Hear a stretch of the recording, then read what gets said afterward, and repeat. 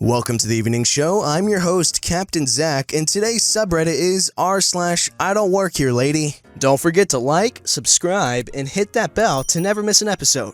Alright, this story is called, Today I flipped up by getting blackout drunk. The flip up happened at about 1:30 a.m., so it did technically happen today. Neat! Let's start at the beginning.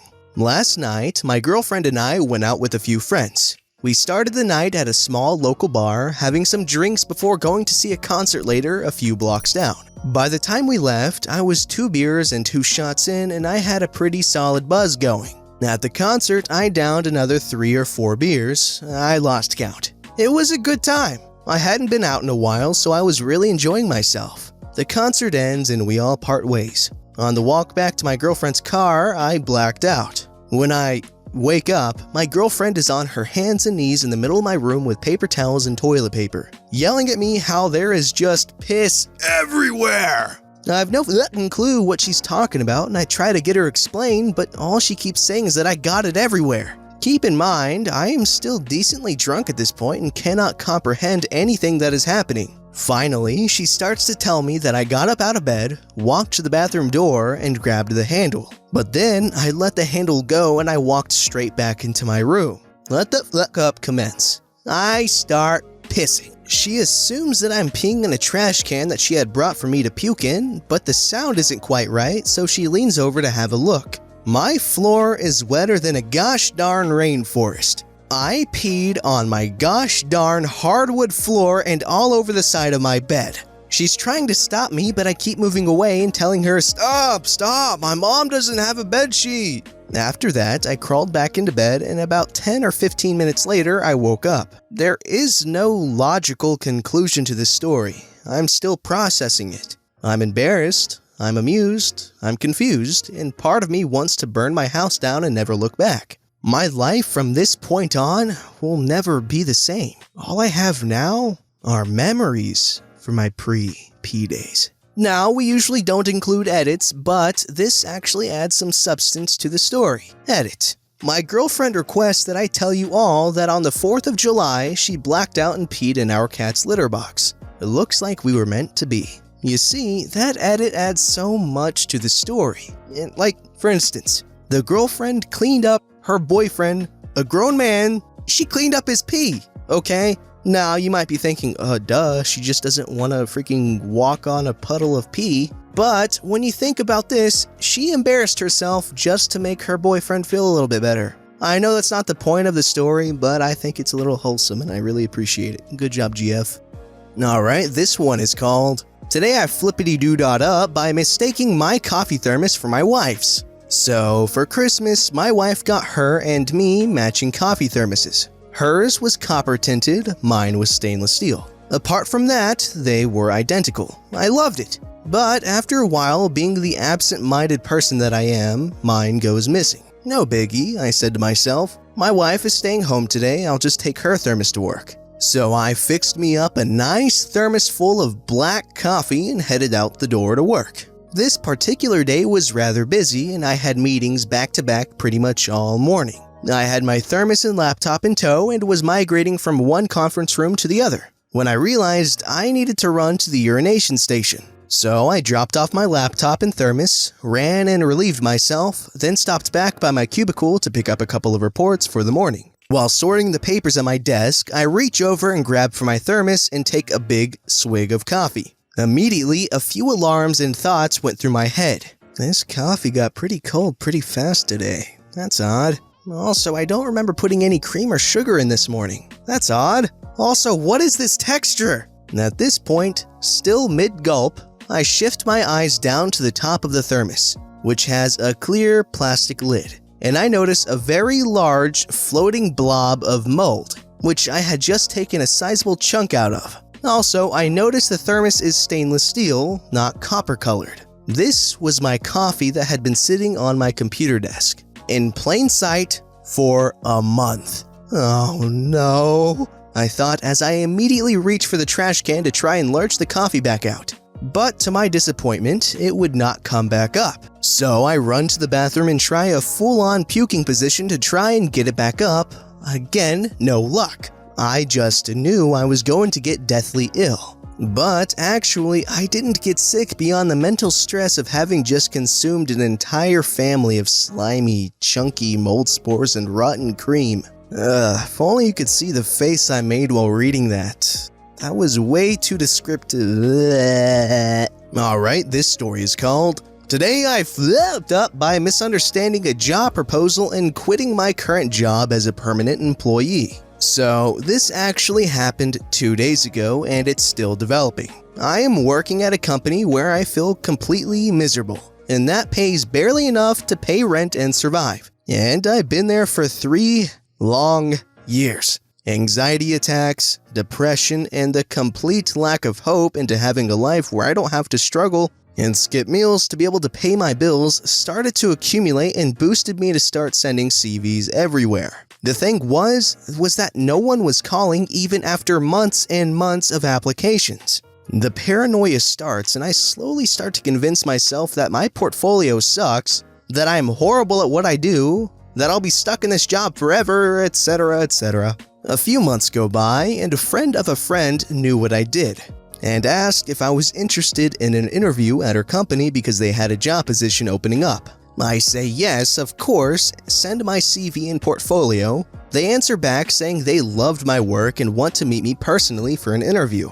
The interview itself went perfectly.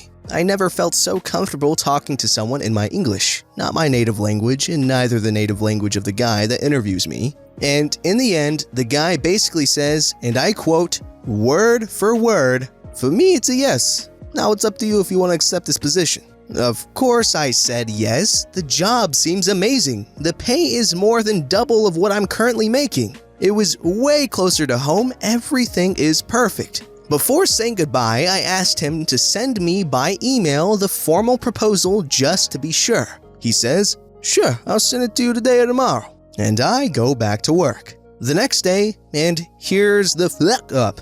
I give the notice to my boss before receiving the proposal in fear of not being able to start when needed. The email was telling them that I got an awesome job proposal, but that I need to start in less than a week and a half. Everything is being arranged where I work as I write this. I've handed in my resignation letter, talked to the company owner, and everything. What I did not consider is that I had to give at least 60 days of notice since I am a permanent employee. And while I'm writing this, the HR department is to call me and tell me how they will settle this up. In other words, how much money am I going to have to pay or not make, in their words. The rest of the day of the interview goes by, and nothing on the proposal. The next day, I email them, sending all my information and asking for the proposal. And they say that the dude that interviewed me is going to contact me. So today he messages me, "Hey man, told me that you were available at the combined date. But remember, we are still to make the decision. Did you tell your office that you're leaving?" And I say that yes, of course, I legally had to, especially to start the day that you mentioned. And he just responds with an, "Oh, I don't know if I misunderstood something he said or if he forgot to say something to me, but he always seemed assertive that I was going to be hired since they weren't really interviewing anyone. Also, take in consideration that the interview was really informal. I asked when they were going to make the decision and he said today. So I guess I'll update in a few hours if I'm unemployed and potently homeless or if I got my dream job." Now, before I talk about this story, I really want to ask you guys if you've stayed in an Airbnb. I was going to ask after the other story, but I really didn't want to take away from my joke. Okay, now about this story. Okay, so that interviewer did him dirty. While it most definitely was probably unintentional, whether or not someone is hired is not something you leave in limbo for too long. Oh boy, I'm feeling this guy's anxiety secondhand. This one's called, "You're Filipino, so you must work here." This happened maybe 3-4 years ago, but it's one of those interactions that I just have not forgotten. So, first, a little background. My father used to work in China. He has since transferred to a different country. Because of this, I'd spend much of my childhood in China and Hong Kong. I developed a little ritual when we were traveling, which is really just me stopping by in an airport's bookstore and bringing home my latest haul of books. When this story happens, we were in Hong Kong International Airport and we'd already passed immigration. We were already inside, my mom and our bags were hanging by the gate waiting for boarding, and As usual, I'm in the bookstore looking for books I can buy.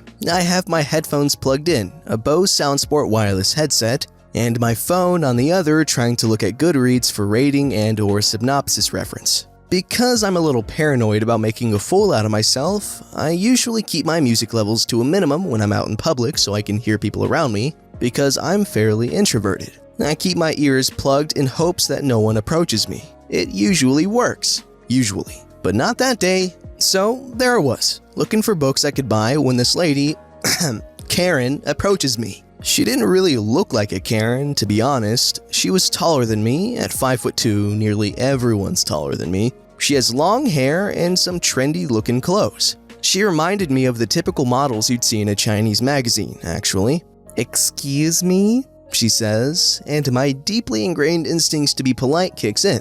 I turn to her and ask, "Yes, how may I help you?" Note that by this point, I already have a book in one hand because she interrupted me mid-browsing through reviews of said book. "I'm trying to look for this issue of Smart Shopper magazine." Me, confused but still trying to be polite. "Have you checked the magazine stands?" This question might have ticked her off because I made her look stupid. The store was small enough that you can just stand in the middle to see the store's entirety. And if you're trying to look for a magazine, the first thing you'll logically do is approach the magazine stands with labels for the word magazine written in 4 different languages. Which is what she did, of course. Karen, now looking annoyed, "Yes, I already did that. That's why I'm asking you."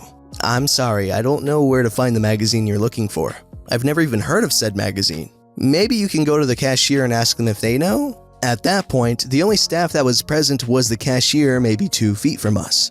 Karen looks more annoyed as she says, "How can you not know? You work here." Me, now realizing what's happening, "Oh, I don't. I'm just looking for a book I can buy." Holds up book in my hand. Karen looks less annoyed and more confused. She looks at the book in my hand, back to my face, takes in the clothes I'm wearing, and I think, oh, she finally realizes I don't work here because I'm obviously not wearing a staff uniform. Red polo shirt with the company name badge, and black slacks. Compared to the all-black attire I'm wearing, black jacket, shirt, and leggings. Then she says the magic words, "But you're Filipino." Me, now surprised, yes.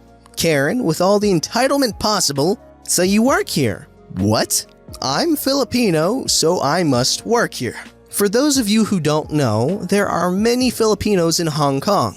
Filipinos, if I remember correctly, make up the largest ethnic minority in Hong Kong. Many of these Filipinos work as domestic workers in Hong Kong, so I guess the common racist conception is that all Filipinos in Hong Kong are workers there. Karen, still waiting for my response, looking more and more ticked off. I stared at her, eyebrows raised and lips pursed, trying to summon all the sassiness I possibly could. After a while, the Karen seems to get flustered by me staring her down. She mutters an excuse and shuffles along to the cashier who helps her. I mean, that's it. It's not a super exciting story, just incredibly annoying. The dummy, racist stereotype that reduces Filipinos to such a degree that any sort of identity beyond domestic work disappears, and that makes me want to strangle some people. I have a massive respect for overseas Filipino workers. I grew up knowing a whole network of overseas Filipino workers because my dad's an overseas Filipino worker, and all these people have become our extended families, which is why I hate it when other people look down on Filipinos for being domestic workers overseas. Seriously, once upon a time while attending international school-related event, somebody told us Filipinos aren't supposed to be good in English because we're domestic workers anyway. But yeah, thanks for listening. Yes, we've all been victims of stereotyping before, I'm pretty sure. Let us know in the comments below. Have you ever been a victim of a stereotype, and how'd you deal with it? I'm interested in knowing how diverse our audience is. And don't use the comments as stereotyping fuel, guys. Goodness, I know you're better than that. Alright, this story's called Go Ask Your Colleagues. This happened around a year ago. In my earlier years, I have worked in a supermarket as a shelf stocker. Good description? After that, even if I got asked for directions in a store and I know it, I'd point them in that direction. We have a certain store, like a dollar shop or comparable if AliExpress would open up a shop around the corner, with very low prices. The uniforms they are wearing are nothing more than dark, navy blue, black jeans and a blue polo shirt with a colored stripe and their company name on both sides. Here is me. My favorite outfit for the day was a regular blue jeans, blue t-shirt with different prints on front and back, all white letters and icons. After searching for that one thing I couldn't find, I walked up to an employee and asked for that thing. "Oh, that's just over there." Just before leaving, the person behind me asked for the same thing. As I overheard this, I told the customer to follow me as it's the exact same thing I was looking for. After that, I immediately got asked by another customer, customer 2, to check this weekend's promotions. I just replied with, sorry, I don't know. Why don't you know that? That's your job. No, because... Go get one of your colleagues then. But I don't work here. You help that other customer so you can help me now. That customer just wanted the same thing as I. Do I wear the same uniform as the others? Maybe you're just off duty. I need someone to help me.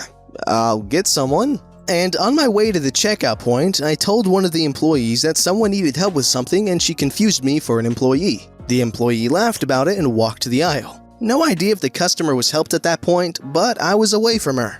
Alright, that was a cute little story that sort of meets the bare minimum of the subreddit, but it's a story nonetheless. This one's called, I Don't Work Here, Karen. Firstly, some context. I used to volunteer at an RSPCA charity shop as 3 months voluntary work was a qualification I had to have so that I could complete my bronze DOFE. The staff were nice, mostly being older women over 40 who put me to work cleaning and making tea, though there were rare occasions where I worked the till, which were always nice. Though most days were quiet, I've got 1 or 2 stories from regulars I can hopefully share at other subreddits in the future. Most of these stories involve theft, though the shop did try to prevent this by keeping certain items that come in pairs, such as shoes, separated so that you'd have to ask for the other half before purchasing. I recently came back to this charity shop to pick up some children's books for my younger brother and to say hi to some of the ladies I particularly liked. While shuffling through the 50 pence book basket, I hear a loud, "Excuse me," to my right. I briefly glance right and up to the what will turn out to be the Karen of our story. I immediately straighten up and move to the side, apologizing, assuming I'm blocking the aisle. "Actually, I asked you if I could have the other half of this." And she hands me a shoe. This time, I look properly and realize she was one of the regulars that frequented the shop when I was working there. No big deal, she thinks I'm still employed. "I'm sorry, you'll have to ask cashier when she gets back. I don't work here anymore." I go to hand her the shoe back. Karen pushes it back to me. "You've done this for me before, you can do it again, just go and get the shoe." "I'm not allowed back there, you'll have to wait." Karen, with an exasperated sigh, snatched the shoe back to her and stalks off to the other end of the store. That's the last I saw of her, as after about 5 minutes of mumbling and dramatically huffing later, she got fed up of waiting for any other employees to see her and she left in a strop. I present to you 2 questions along with the answers to them. 1. Why was this story upvoted so much? And 2. Was that even worth reading? The answer to 1 is, people are stupid and easily entertained, and 2, I don't think so, but you can tell me down below. Don't forget to like, subscribe, and hit that bell to never miss an episode.